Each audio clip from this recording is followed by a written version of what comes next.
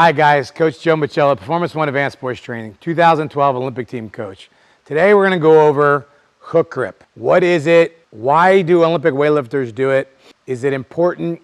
And when at your learning stages of getting into the sport should you implement it? Hook grip is a way that Olympic weightlifters grip the bar that's different than a conventional grip of a bar. Okay, you may see in powerlifting that when they go for a deadlift, they'll do everything what's called a split grip that gives them actually more stability and control and grip as they're deadlifting the bar. Whereas a conventional over top of the grip, like I said, you do have a finite point of when your grip will give out. Now, obviously you want to have a very strong grip, but we also want a little help with that as well. And what has been, and I'm not an historian on when it came about, we're placing the bar, we're placing our thumb against the bar and grabbing the bar with as many fingers as possible. Usually it winds up becoming your first two fingers. And back in the day, you would see athletes not only taping their thumbs because they're trying to protect their thumb from that placement of the bar, but in some cases, they would actually extend that tape out a little bit. And back in the day, when we actually were using an actual almost plaster for your thumb, they would actually extend it out a little bit, okay? As long as you showed the tip of your thumb, you were able to do that. Someone who's got short, nubby thumbs, it can make a difference, and it gives you now a better secured grip of holding onto the bar. How much so? Depending on the person, smaller athletes who have smaller hands, if they can get that hook grip a little bit, can make a difference of 15 to 20 to 25 kilo difference in holding onto the bar. And that's huge. And even with its popularity, you've now seen even in powerlifting, some top deadlifters now have gone to a double over hook grip when they do deadlifting and not going to a split grip. So which is huge, it's crossover because it is more secure. The only thing I can kind of also relate it to is that if you had wrist straps where you actually tied your hand to the bar, like you see in some powerlifters that are using that for training or strongman, but sometimes Olympic weightlifters use that as part of training. But that gives you a tighter, more secure grip where you don't have to worry about your grip falling off. So we want to do that. Now, does it work? Yes. Is it completely necessary for you to be successful in learning Olympic weightlifting? No. Now, do you want to reach a very high level and maximize your potential and your strength with Olympic liftings? You're probably going to have to implement it at some point. My personal philosophy, and is different from other coaches, because we also train a lot of general sport athletes, is my philosophy is don't introduce hook grip on day one. Not day two, not day three, not day four. Sometimes we want to wait, sometimes up to 2 to 3 months before I would personally include it. And in some of our athletes, they may go a year or two if they're general sport athletes. But even with our pure weightlifters, we may not introduce it within the first 3 months. And my reasoning for that is that when you first learn the hook grip, it can be uncomfortable. It could be downright painful. If the sensitivity to your joint on your thumb, the chafing on your fingers and your thumb, the turnover of the bar as you're turning it over at that angle could just be uncomfortable. And when the athletes don't understand that movement 100%, adding on top of that, they don't know how to snatch, they don't know how to clean, they don't know how to get in the right positions that we're teaching them first, and we add on top of that their hands are hurting, their thumbs are hurting, it can now distract them, especially with someone who's new, someone who's young, and even someone who's older, just someone who's new, and they're going, what did coach say to do when I'm doing the snatch or I'm doing the snatch high pull, to do this and this, and the only thing they're thinking about is, man, my hands hurt. It can then limit their amount of repetitions they can successfully get in that critical learning phase of the movement. So what would be more important? Let's be honest, in the very beginning, they're not lifting very heavy weights. If anything, they're just lifting the bar. Plus, they don't have the grip strength to begin with, okay? Well, let's get it. So don't worry about the hook grip. So we want to develop just their general grip strength, that double over, whether it be the snatch or be the clean. And let's lay a foundation down of understanding the movement pattern of the exercise first. Once they get that general gist down, usually, again, anywhere between 6 to 8 weeks, could be up to 12 weeks, then we would say, hey, now you've got the general gist down. We've worked on wrist flexibility, worked on all these other factors. Now I want to show you this. We're going to do this. And all of a sudden people are like, wow. One, it hurts. And depending on the athlete, it may take 1 week, 2 weeks, 3 weeks, or a month to really get used to it. But they now have a general understanding and a blueprint and a motor pattern of the actual snatch and clean and jerk. So they won't get distracted. Now they have to go back to that and get the pain out of their mind of the discomfort of holding onto that hook grip. And then once they do get past that point, again, everyone's different. It could be a couple weeks to a couple months. Now we are going to tell them you're going to implement it all the time, okay? You're going to implement it all the time from your warm-ups to your 100% of intensities. And then there'll be times when they're in specialty exercises, we'll say, hey, I want you to do this particular exercise or up to a certain percentage without your hook grip. And then I want you to add it afterwards, kind of like as a boost to the performance, okay? Same thing with someone who's been doing snatches for a while. They've been using their hook grip, and we just want to give their hands a little bit of a break, but we still want to get going. So we'll say, hey, we're going to throw some straps on, and we're going to go maybe 5 or 10 kilos above what you can do, because now you have this super grip, okay, on the bar that we weren't able to have with our normal hook grip or even without it. So if you think of like a ratio, if I could snatch 100, I can hook grip between 105, maybe 110. I could probably, with straps, be in that 110 to maybe 115. Again, depending on the person, it could be that dramatic.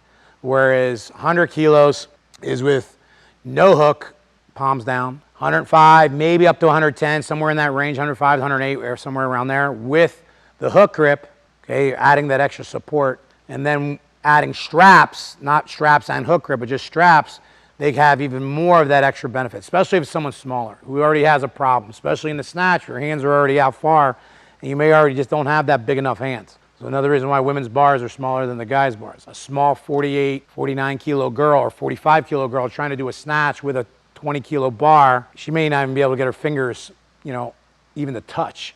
That's why the diameter of the girls' bar is a little bit different. So again, once we implement it, we're going to go through, we'll say, hey, now you're going to use it every time you warm up, okay, to build that. We have people that drive with their hands on their steering wheel with their hook grip. They'll do pull-ups with it. They'll do other exercises with it, because then it just becomes so normal and natural to them that they can't go away from it. Some people do need to tape their thumbs up. You do want to allow a bending in the thumb. You don't want it to be so rigid and straight that the person can't get their finger around the bar.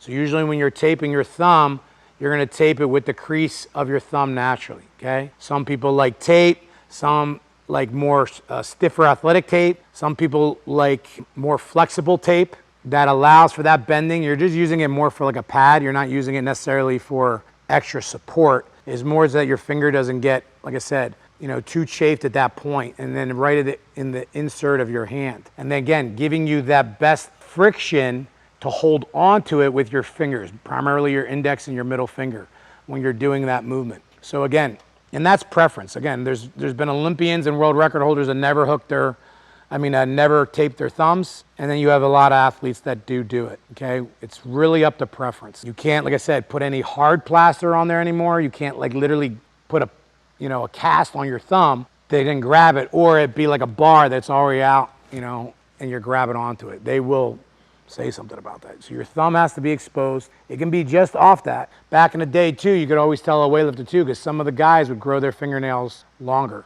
And you were like, well, that's weird. Why would they do that? So that it allowed for a better grip onto the bar. Even if it was like a little bit off, they wouldn't want their thumbnails to be completely shaved down. Plus, if they were taping it on top of that, it gave it a little bit more support. Again, more surface area that you can grab onto with that middle finger and that index finger, the more secure you're going to have on the bar. And I would guarantee you that most, again, world record holders in the snatch in particular, if they're of the smaller weight classes, and what is that? Anything under probably 70 kilos, guy or girl, I guarantee you they tape their thumbs. You know, I guarantee you.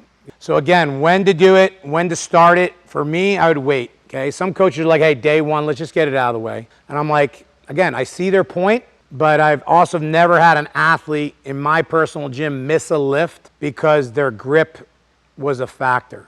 It was for other reasons. You know, they missed the snatch because they looped it, they missed a clean because their leg strength was off, or they missed a jerk. It wasn't that they picked the bar up and they just dropped it because their grip was a factor.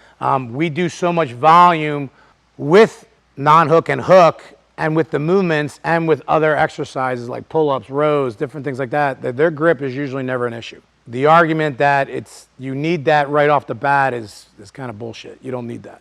Pitchers, of any kind, lacrosse players, quarterbacks, anyone who's using their hands as their primary moneymaker, even if it's a high school kid, you just got to be careful. You know, again, if I was going into a college situation, I'd be very careful with that, with those certain positions that we just mentioned, you know, or if they've had a pre-existing injury to their thumbs or their, to their hand or their forearm to that some degree. All right, guys, so we're gonna have a demonstrator for this hook grip. And again, some little fundamentals of it. Obviously, the general gist of it is that you're placing your thumb on the bar, under the bar, and you're making like a sandwich with your top fingers over top of the bar and then hooking or slightly grabbing your thumb. Again, in 99% of the people, unless you got some orangutan thumbs, you're only gonna be able to use your index finger and your middle finger to hold on to the bar. Is grabbing the bar. So again, he's gonna first do it. I like to first start with an athlete learning how to hook grip with something that is in a supportive manner, first and foremost, okay? So what that means, we teach receiving positions first. And right now he's set up to do a front squat. We would say, hey, let's learn how to do it in a front squat position. So he's gonna step up to the bar like he's gonna do a front squat. I forgot to even ask if you could hold on to it. So he's holding on to it and he's gonna feel this little bit of extra stretch into his forearm because if he's holding on to it. Now, this is another point of personal preference. Some coaches will teach, do your front squats with your hook grip, finish your cleans with your hook grip, jerk with your hook grip. I'm not one of those people. I don't feel it's imperative to do that. So we will teach an athlete the front squat without it, and then, if they can, add it on there. But we will teach them when they do everything else. So then when we go into, say, his pull position, he takes a moment. Now, one way, too, how to reset a hook grip when you're already standing up. One thing we like to teach is place the bar in the crease of your hip. If you bend over, you can almost let go of the bar, and it's going to sit there between his belly and his hips. Then he can reset that grip, okay, on there for the hook. Now, you may or may not be able to see this in the camera angle. We're going to discuss it. Is we want his wrist, my preference, is to be straight down. Back in the day, we would actually teach for the athlete to have the wrist slightly flexed underneath him. Okay, the problem with that is that, again, it starts stressing the forearm a little too much and then can create this last little bit of loop of the bar that we really don't want to avoid. So I like to keep his forearm perpendicular, or excuse me, as flat as possible and not flexing that wrist nor extending it. If he extends it too much, he's going to put that bar too much pressure on the finger. We just wanted enough in there so that we can allow a greater turnover. So he's going to get set to do a clean pull from that hip position. He's going to extend up, boom, and he has that grip. He's going to go to above the knee. He slides it down. He slides it back up. He's maintaining that position. Now, once we get to drills like for us doing a clean or doing a power clean, I teach to have the athlete release the bar. Okay, release the hook. He's not physically releasing the bar. He's releasing the hook as he's placing the bar on his shoulder. So if he would do one power clean from above the knee, he starts with the hook. He goes, he releases it on the way up. Why release? Most people have a stiff wrist, and if they maintain on that hook, rehook and do one with the hook. Again, not everybody, but about 95% of athletes, if they did a power clean with their hook, go and maintain it, it's going to force their elbows down and pull the bar off of the shelf of their shoulders. So the second he lets go of his thumbs right now, it just moved about 1.5 inches, 2 inches. Well, we're talking bigger weights, that inch or two of placement and speed of turnover is going to be everything. He's not going to get this, he's going to get right there, and we want that. So again, our philosophy is to teach the athlete through progression and these several different positions. If you looked at our previous videos from hip, mid, and above the knee, starting off learning how to catch and extend through to release. So there's no then delay. Now, again, if we built on a foundation of they've already learned how to do the movement, it will feel less awkward to them now just releasing. Because 90% of everything after the movement is already understood. They understand the pull, they understand the catch. Now it's just the sequence of what your hand is doing. Other thing when we're going to do that now is with our snatch, okay? So with our snatch, we'll start with a bar on our back with his snatch grip. I like to have our athletes now, they're going to do anything over their head. We're going to same thing. We're going to maintain that. Now, unlike the clean, with a clean I suggested, let's let go of the hook when we're placing the bar on the shoulders. The snatch is different. Because of where the arm is and the angle of the hand, you can maintain that hook. And actually, it's the opposite. I prefer you maintain the hook during the snatch. So if he just presses the bar overhead, now that he has that hook, it actually locks this position of his arm up better. Just take your hook out for a second. See how now when as soon as he did, I know it was a little subtle. Do it again, hook. He's nail more firm and tight. He lets go. And there's that little bit of now that wrist kind of actually fell back a little too much. Okay, that's a little too much wiggle and lack of control that we don't want to have. So we'll say maintain the hook for anything that we do in our progressions. Let's do one drop snatch with our hook to a quarter catch. Ready? Drop. And he's up. Good. One more time. And go. Good.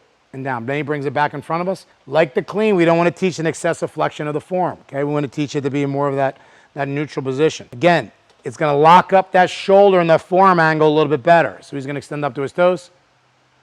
Boom. He's going to go from above the knee and do a high pull with it. Up. He's going to go from above the knee and do a muscle snatch with it. And up. He maintains it, and it'll feel more of a connection with the snatch. He'll do it one more time. Above the knee, muscle snatch. Boom. He brings it back down. He'll do one power snatch from that above the knee. And go. Good. And down. Good. So again, to recap, placing the thumb against the barbell, grabbing it with the first two fingers. Primarily, it's going to be that index finger and your middle finger. If you can get that ring finger on there, great. We still obviously are clamping down with your whole hand. Initially, you're going to have some chafing in there, okay? That's where chalk will come in, and that's where, again, taping of the thumb. You're going to develop a little bit of a callus right there on the inside of your thumb, okay? It's normal. Some people, obviously, if they develop calluses, quickly with the movement in general, it's going to get a little more right there, okay? So whether you put some chalk on there or you tape it up preemptively. When would you tape it? You would tape it before you're warming up, before your hand gets too sweaty. You may not go to it right away, but you want to get preemptive because putting on tape, as you know, when you're already kind of sweaty, sucks, okay? So again, there's more of a like elasticon, stretchy kind of tape that people are now going to. Back in the day, we had a little bit stiffer tape, and sometimes you would do it in multiple strips. Again, you want your thumb to be bent while you're taping it, okay? And that is going to give you more range of motion when you're doing it. Now, it may stay in kind of that hook kind of fashion, which is all right. You're not doing any keyboarding, but we want to be able to do this, okay? Again, our philosophy here, teach it after the athlete at least learns how to snatch or clean and jerk from above the knee. Don't rush it right away. Let them get the fundamentals down of the movement, then you can add it down the road. Again, I've never had anyone have an issue with overall grip strength or missing a bar because their hands weren't strong enough to hold onto the bar. But then once you add it all the way. Now, initially, again, you may want to build it into a progression. Say, hey, go to a certain point within the workout, maybe do all your warm-ups, work up to your 40, 50, maybe even 60% with it, and then back off.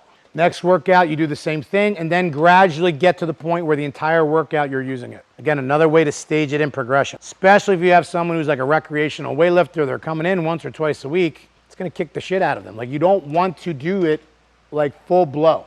Everything we do in our gym, everything is built on a progression. Build it in slow, build it in slow, build it in slow. But once you do it, it's going to last longer. Don't kind of shock them into it right away. And some people say, at least get it out of the way. And yeah, you go for the first 3 weeks, but then you have to worry about whether the person's really going to learn the technique or not. What's more important? Learn the general technique of the lifting. This is afterwards. The person may quit after frickin' the first 2 months anyway. Don't worry about it. Bring it in slowly. Again, then once they do it, then you will require it.